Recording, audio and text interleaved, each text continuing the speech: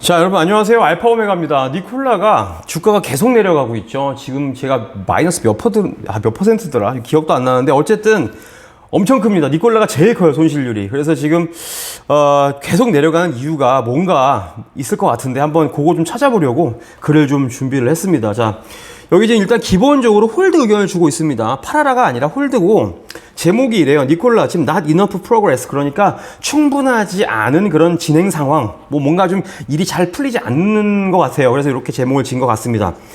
서머리를 보면 니콜라가 페일을 했대요. 뭘 페일 했냐면 지금 necessary progress, 우리가 니콜라의 주가를 상승시키기 위한 어떤 그런 일련의 그런 일들을 제대로 하지 못하고 있다, 실패했다라는 건데, 이건 결과적으로 무슨 얘기냐면요, 전기 트럭을 너무 못 판다, 그 얘기를 하고 있는 그거 얘기를 하고 있는 거예요.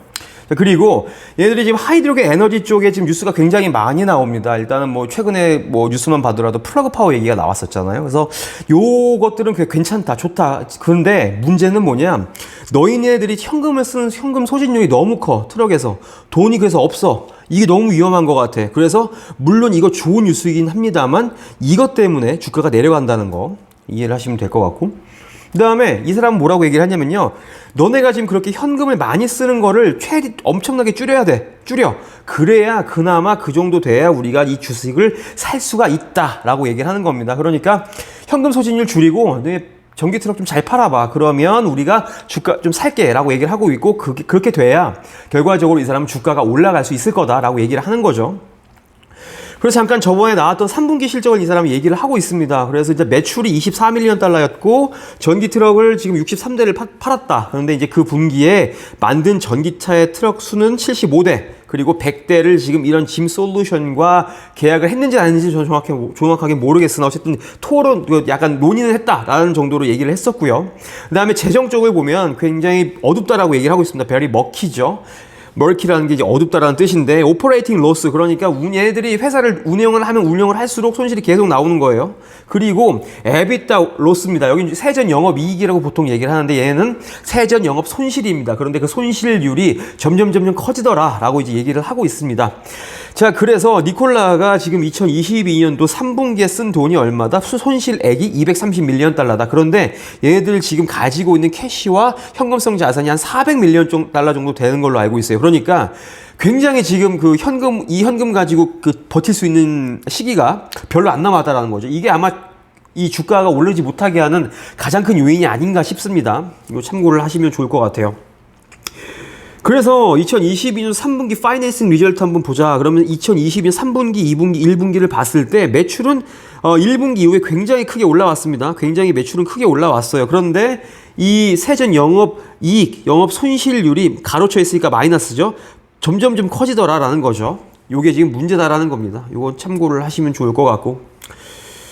자, 그리고 그래서 이 저자가 이제 뭐라고 얘기하냐면요, 니콜라는 너네 주문이 더 필요해. 사람들한테 더 트럭 주문을 많이 받아야 돼. 그래야 주가 오를 수 있고, 너네 지금 하루에 3대 정도 만드는 것 같은데 3대가 말이 되냐? 5대씩은 만들어. 너네 지금 페이즈 2 좀 있으면 완공되는데 1년에 2만 대 만들 수 있는데 왜 지금 750대까지밖에 안 만들고 있니? 그러니까 너네 트럭 더 많이 만들어서 돈 더 벌어야 된다. 매출 늘려야 된다라고 이 사람은 여기서 얘기를 이렇게 하고 있네요.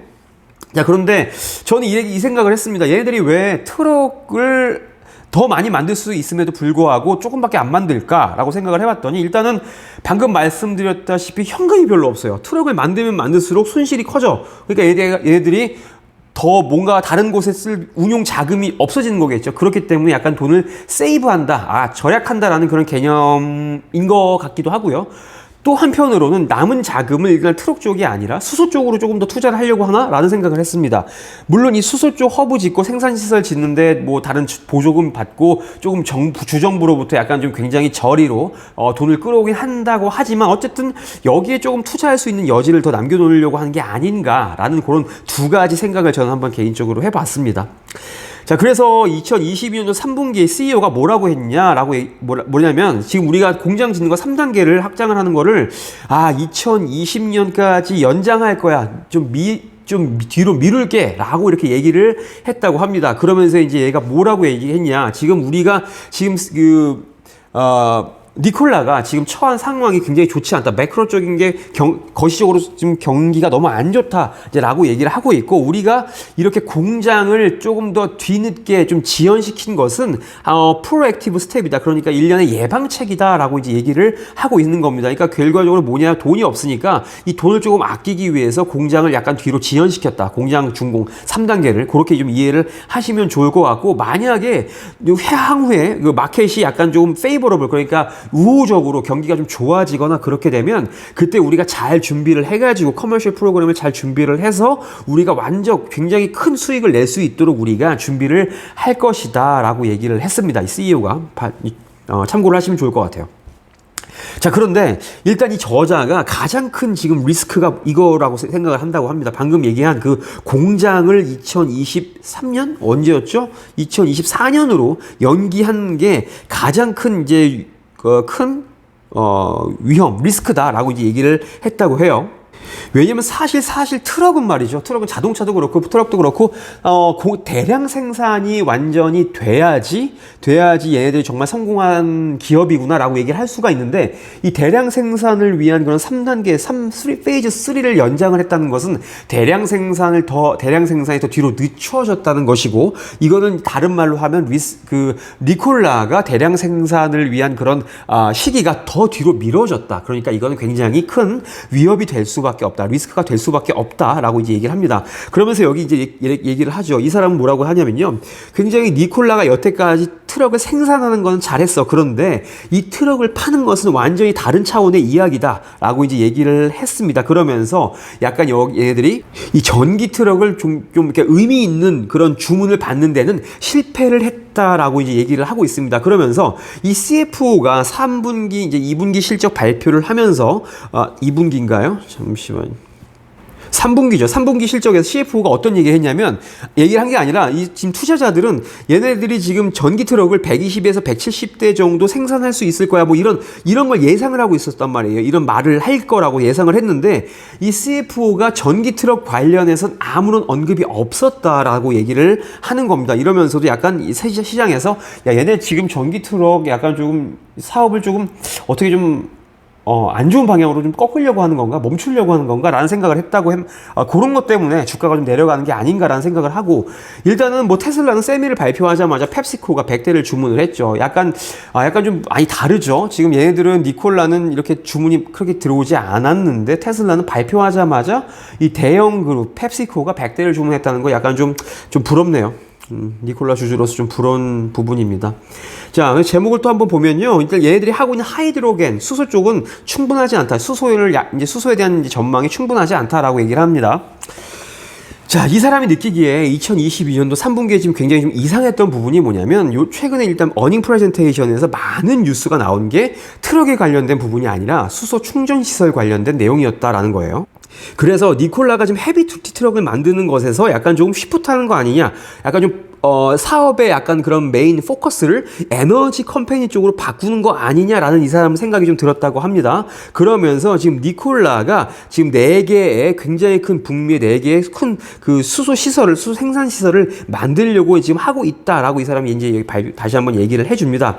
그래서 일단 여기 수소에 대한 이제 수소 생산 시설에 관련된 내용이 나오죠. 이거는 이제 니콜라에서 발표한 그런 이제 공식적인 자료인데, 사실 요 부분은 여러분들이 많이 알고 계실 겁니다. 이미 많이 들어보셨을 거고, 단지 지금 제 영상을 보러 온 이유는 왜 니콜라 주가가 이렇게 많이 빠지느냐, 그 원인을 좀 듣고 싶어서 오셨을 텐데, 아마 요런 내용은 저보다도 뭐 목사님이라던가 그런 유튜버 분들한테 더 자세하고 약간 좀 정확한 정보를 들으실 수 있었을 거예요. 그러니까 요 부분은 간략하게 좀 생략을 좀 하겠습니다.